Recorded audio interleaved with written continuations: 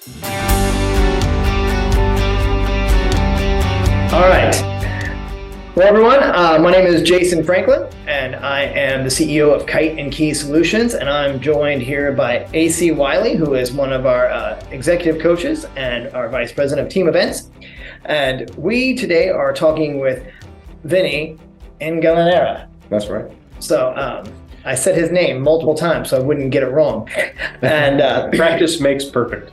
So we are here to talk to Vinnie because this is the first of our light talks that we're going to be doing. And I wanted to talk to Vinnie today because he hits every piece of what our light talks are about.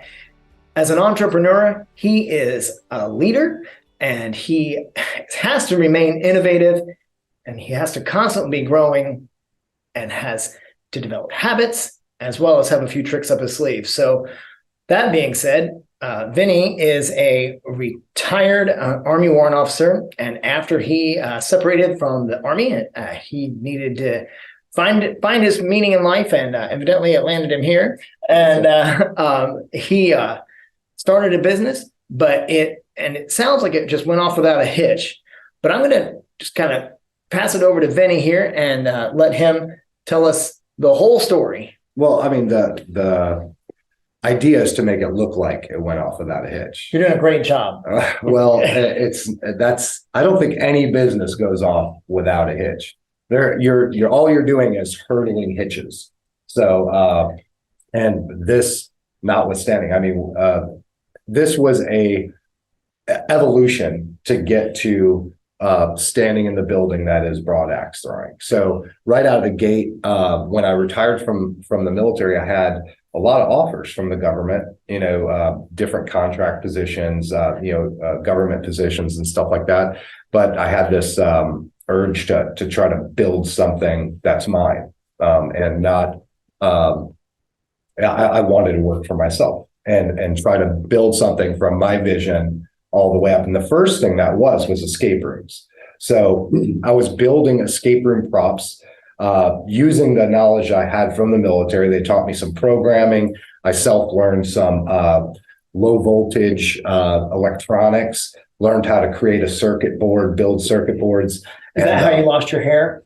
No, I blame it on military helmets for rubbing my hair off,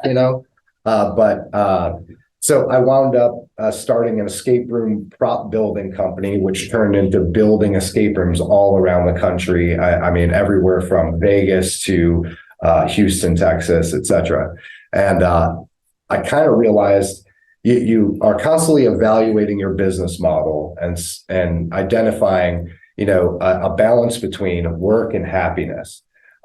It was sucking the life out of me to be on the road traveling. No install ever went properly. I was always on the ground far longer than I should have. Lots of time spent away from the family. And I was like running the numbers and monitoring the bookings of the people that I built an escape room for and realized they've got my build paid off in 3 months. I'm on the wrong end of this thing, so it took me 6 months to build this thing and they're getting it paid off in 3 months, but I can't charge a higher price point. I should be on the other end of that business. So in parallel, I started an escape room in downtown Augusta. And we built out a facility that had 4 equal rooms of 800 square feet apiece. I had written 3 games of the 4 room spaces that we had. And in that 4th room, we didn't know what to do. I hadn't budgeted for it. We knew we weren't going to get to that room for about a year to build it out.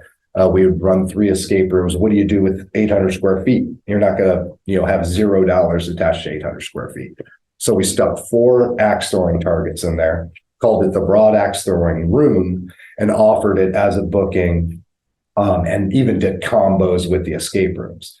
And lo and behold, it booked out better than the escape rooms, which frustrated me to no end because I had spent all this time writing these stories, building this tech. And it's like, why is it that throwing sharp objects at the wall is outbooking my escape room? Well, it turns out it's just kind of the nature of Broad Street in downtown Augusta. People would rather be drinking than thinking. and trying to find their way out of a room. And why not throw sharp objects at the wall while doing it? So I completely sympathize. yeah, well, I mean, downtown Augusta, that's what you're going to want to do, you know? I started, it was really hard to, you know, what they say, kill your babies, you know what I mean? Yeah. Meaning you work so hard on this other thing. I don't want to, you know, step back from it because I put all this work into it and, you know, I really believed in it, but wound up, ripping out the least performing escape room, which was the Da Vinci escape room that we had. I loved that room, but we ripped it out in order to double up on our. It was almost like a hatchet to your heart. It was. So we pulled Da Vinci out, doubled up on our axe throwing. So now we had 8 targets. That was booking really well. And, you know, went to my staff and said, hey, we're going to do a 6-month evaluation on, you know, whether the trend of people still out booking the escape rooms with the axe throwing is working. And it did. And then we had to make the hard decision last January to do a major renovation and just knock down all the walls, make it one big open social throwing space and doing all the best things that axe throwing has to offer. So, and that's what we landed on. And to be honest with you, while I loved escape room, I still love escape rooms. I love building that tech and being challenged by that. It turns out I really love axe throwing too. And this is awesome. I want you to tell the story about your epiphany. Yeah. So that actually occurred during COVID. That was a hard time for all business owners. And we had a mandatory shutdown for 9 weeks.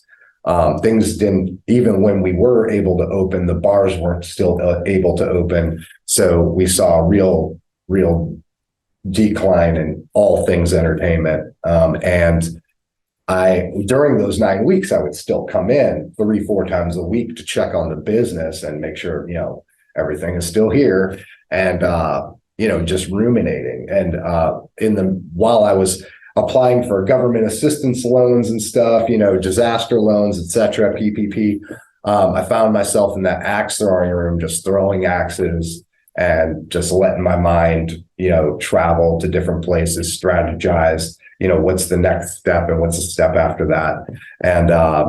And I realized first of all, it was very therapeutic. I think it got me through some stuff.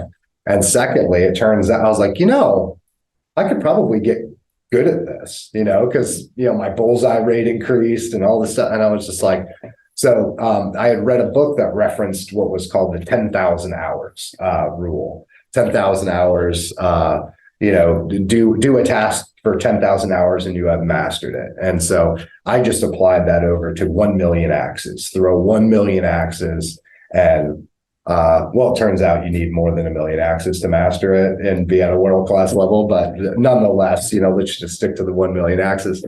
And just found myself throwing axes. And it wasn't until somebody invited me to seriously compete against them, like somebody that I respected, and was like, hey, what, you want to play for real and throw actual game? And when I performed really well and won, I was like, all right, maybe I'm on my way to mastering this, and I'm going to start setting short-term and long-term goals based on that. So while I feel like I have 2 different paths of goal setting.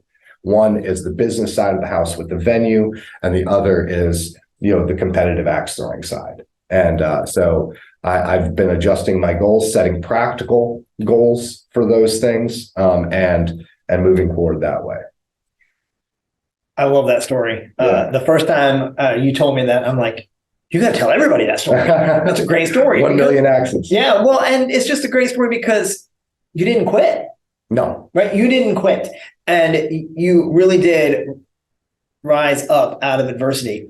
Speaking of which, well, the thing is, it's like one of the things, especially when you're in the middle of it, when you're kind of down at I don't know if this thing's going to make it. You're fishing off the bottom. Yeah. Yeah. I mean, so you start evaluating all courses of action. All right. Yeah. I put my resume back together to apply for government positions and just let this thing do what it was going to do. It was either going to barely make it or fail or whatever. But meanwhile, I do have another skill set, in having been a silent officer.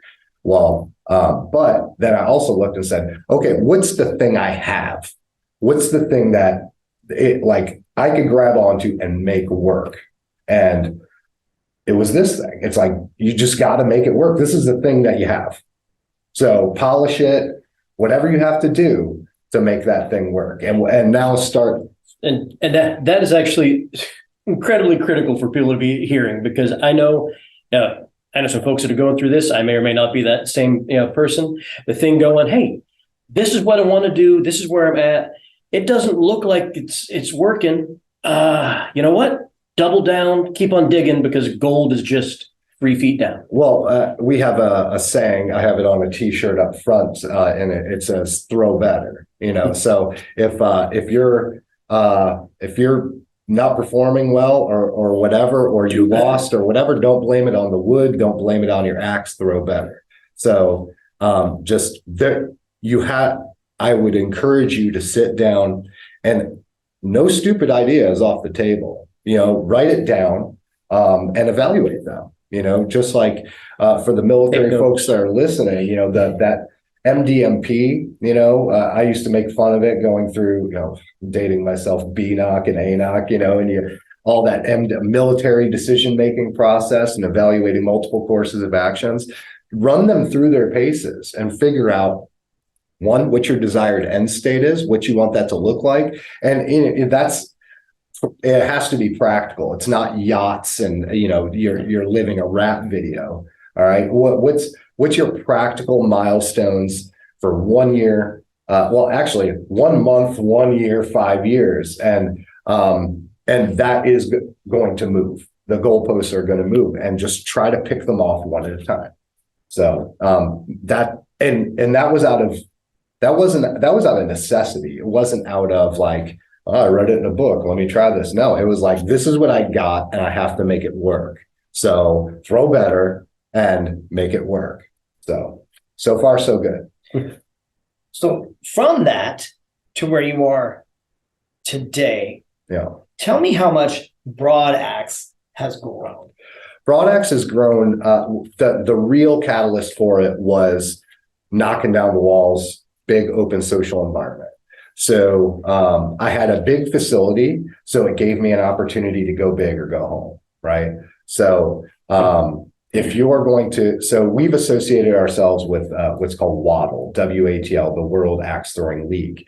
And what they are is a sanctioning body, kind of like NBA or NFL or whatever, but they allow venue owners to be affiliates, run sanctioned leagues, sanctioned tournaments, and have your throwers that are competing at your facility battle their way to the world stage and make it to the world championships or enter the US Open or something like that.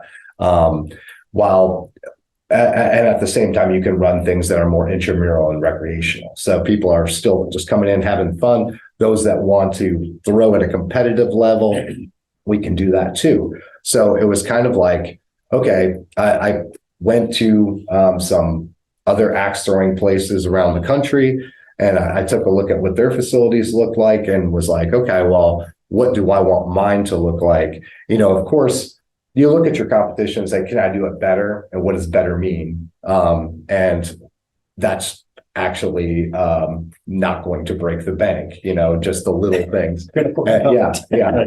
So, what's practical and put it into place, keep it simple. So that's what we did with this facility. And it was like, okay, well, if a standard axe throwing place has 10 lanes or 10 targets, 5 lanes, what can my facility hold? Well, I mean, we can do 18 targets, 9 lanes, so I'm hoping more is better. And what is it that I don't like about this place? Well, I got somebody right behind me when I'm throwing, and it makes me, let me give the throwers more space to throw, more space to grow, try different things. So, and then at the same time, let's put some bougie furniture in there and, make it a spot where not only do you want to throw axes for an hour, but maybe hang out for a little while and socialize and have drinks, maybe throw darts or something else while you're touring Broad Street. So that was one of the key components that I came away with. Okay. So personal question. Yeah. What do you do to grow yourself personally? Believe it or not, and it might be a guy thing. I don't know. But You haven't told me yet. The competitive portion of the axe throwing, like I said earlier, like I've got venue owner goals, and that's one portion of my life.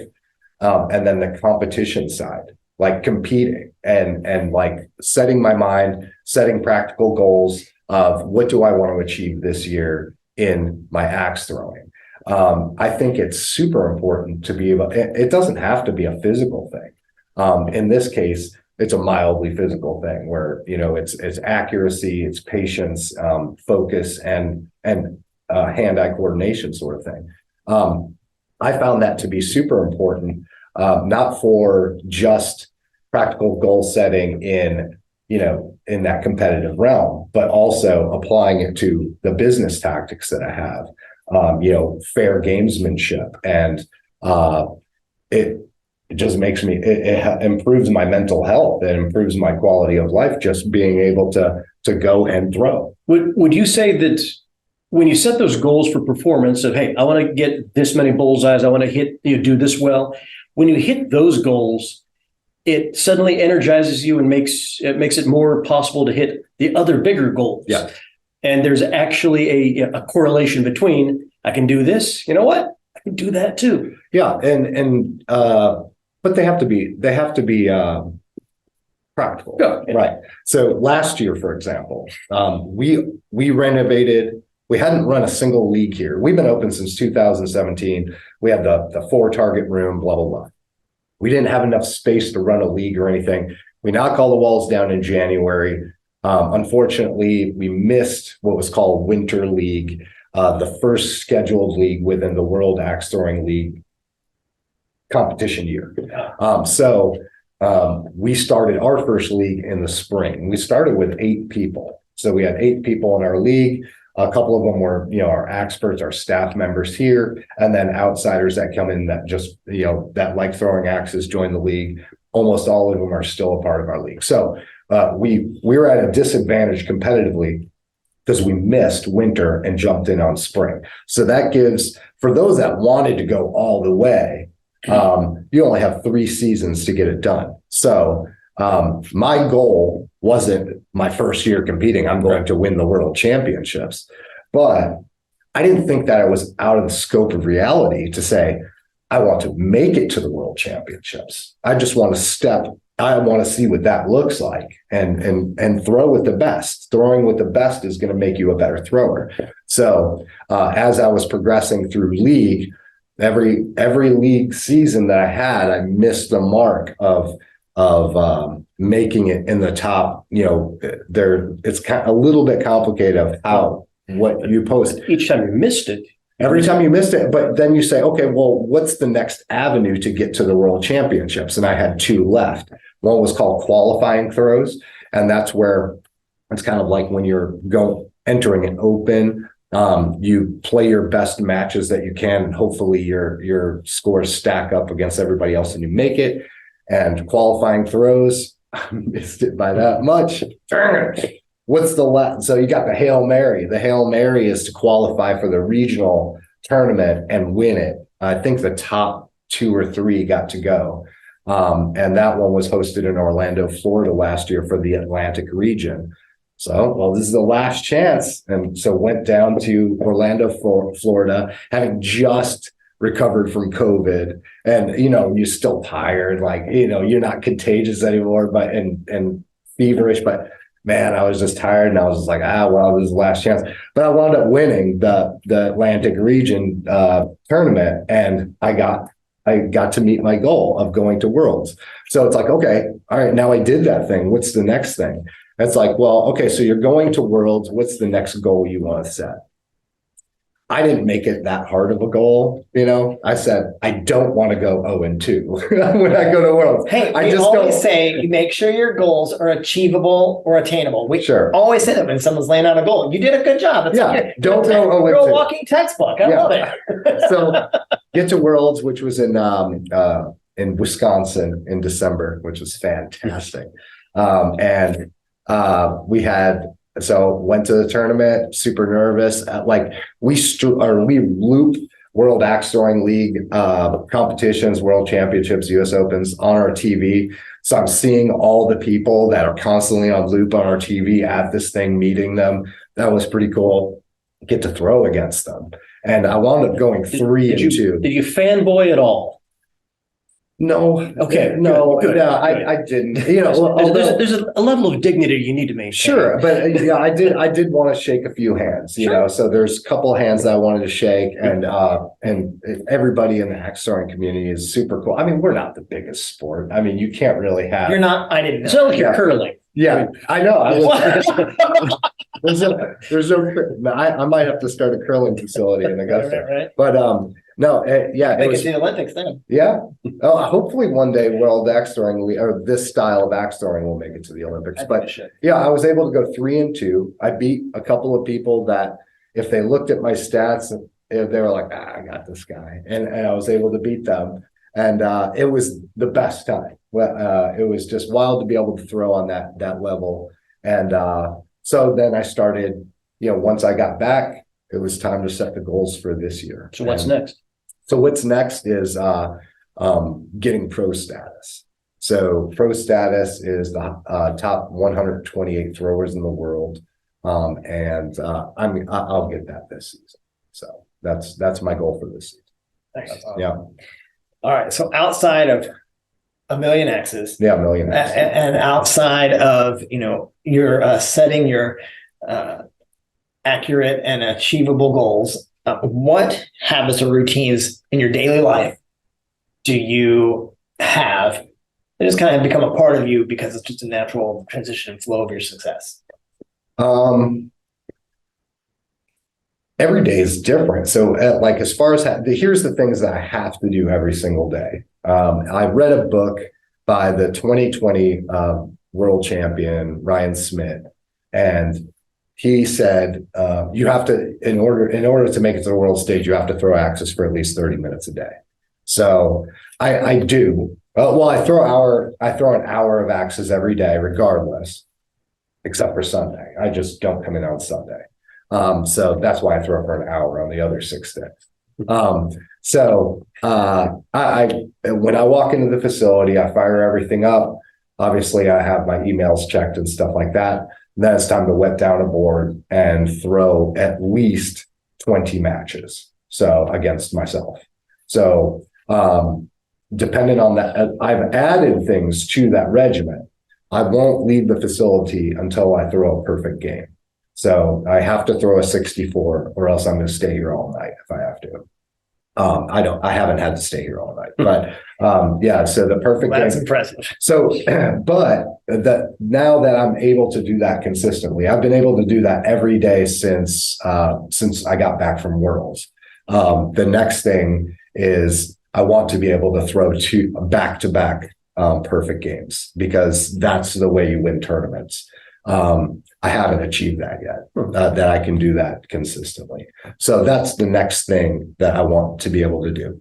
Lo and behold, just as you start getting that game mastered, the next year, the game is going to change. So they're going to start moving things around on the target. They're even proposing changing distances. And now, it's kind of like that line that Rob Schneider says in Waterboy is like, oh no, we suck again, So, yeah. So it's going to be relearning the game and getting good at it. So, and I'm not going to complain about it. I'm just going to have to say throw better. It seems like you have already relearned one particular game, and that's entertaining people in Augusta. Yeah. And go, you know what? That wasn't working. This is working. So just pick up the next set of rules. That's all you did. Yeah. And I have plans, obviously. So I've been talking a lot about the competitive plans, but then of course there's, goals that I want to meet in the business side of things. And that includes, opening a second venue somewhere. I want to do it close to home. I want to do it in Columbia County, still working through some issues there. I don't like the word no. I don't like people telling me no. I like it to be the way I envision it. I already know works. So if I can't do it there, I'm going to do it somewhere else, or I'll take that capital and do something else within the axe throwing world. And this is something that I found to be important. So if you're passionate about something in your business, there's also tangential forms of revenue and happiness that you could gain from that business. Just taking axe throwing, for example, owning a venue isn't the only way that you can build a business in the axe throwing community. Somebody created this jersey, and they became the only jersey that you can buy and wear on ESPN in the axe throwing world. So these people figured it out. Well, maybe creating a scoring app that ties into axe throwing apparel. If you're good at any kind of woodworking or smithing, maybe making axes and axe handles, so you can start tackling that community with all the tangential businesses. And that's another way to do it, and be a part of the community, and also make money doing the thing that you really like to do. So nice. Yeah. So look at it from all the sides. If you find yourself saying, boy, I wish they had what's stopping you from doing it? So you fill in that blank. One of my favorite sayings is, I listen for the words, wouldn't it be great if? So people say it all the time. Wouldn't it be great if, well, whatever they're about to say is an idea. Yeah. What's it now? It might be really far out there, and you'd be like, man, that would be great. I wish somebody would do that. It's not going to be this guy. Right. But if you have the means to go ahead, or if you're willing to take a risk and go after it, then go after it. I'd recently seen something where somebody had, but hey, I was the first to do it. It's terrible. Yeah, but you're the first, so you're the only. And wouldn't it be great if, well, that's a little bridge too far, but if I get halfway there, yeah, that's still farther than anybody else is. Well, and you still have time. Yeah. You still have time to, well, what's wrong with it? If you know something's wrong with it, then figure out a way to fix it. If you can't do it on your own, then the other important thing is to surround yourself by other people that want to do things. If you've surrounded yourself with people that want to complain about the things that aren't there, but not build them themselves, then find new friends, find new people to hang out with. If you don't know the people that you can network with and make things happen with, then go find them. They're not going to find you. They're already doing the thing. Right. So go find them and align yourself with them. Of course, you have to kind of vet them and be like, do we have the same kind of moral framework? Do we have the, right. Because I do believe in, the concept of conscious commerce, where, don't cheat people out of their money. Give them the service exactly the way of what they expect, or exceed their expectations, because they're spending their hard-earned, money on the thing that you built. So there's a lot of people that have the same interests you do, and some of them are dirtbags. That's correct. And then some of them are absolutely awesome, and those are the folks that those are the people that will find you. The ones that are really want to get in your circle. You have to take a look at them and be like, all right, are we on the same page as to how we want to do this? Not what we're doing, but how we want to get there. And I do believe in some sort of business karma, where you have to do it in a moral manner, or else it's going to come back on you. So. We do the same thing when we are talking to a potential client. For like executive coaching, we have what we call our session 0, where we're like, here are our values, and here's our value system, and are you on the same wavelength with us on a value system? What are your values? And things like that. So, I think you're right. I think it's a very solid, whenever you're having relationships, really in your personal and your professional life. Yeah. It's very important to be a person of values and hold your values throughout all that. Well, what was a real shock to me. to be honest with you, is, we're all retired military. Yeah. We came from a certain culture. The people around you, you believe they have your back. I believed every minute that the guys around me in my unit had my back. Sure. Once I exited them, and I carried that mindset forward into the civilian business world. How'd that work out? It was an eye-opening experience. A little disappointing. There's a lot of people that are jockeying. They don't have your back until they just don't have your back. I like to work with former military guys because we all have the same ethos to begin with, and it cuts down on the amount of vetting. I'm not saying everybody. I'm not saying everybody, but AP notwithstanding.